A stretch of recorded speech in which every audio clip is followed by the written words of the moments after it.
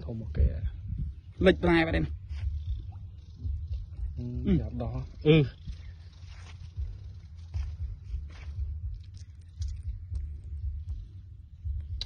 này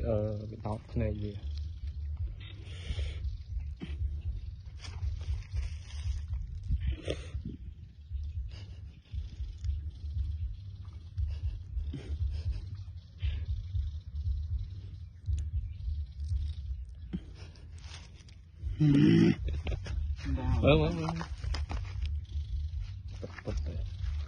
chị thầy đặt đi đi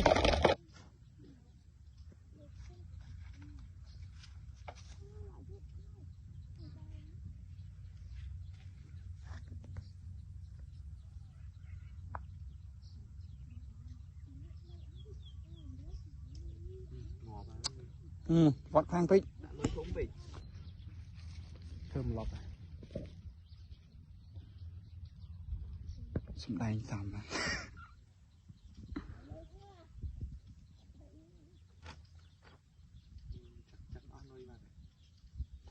cái đó là chắc tiền nhỉ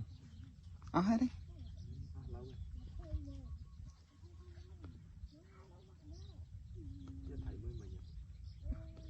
nhát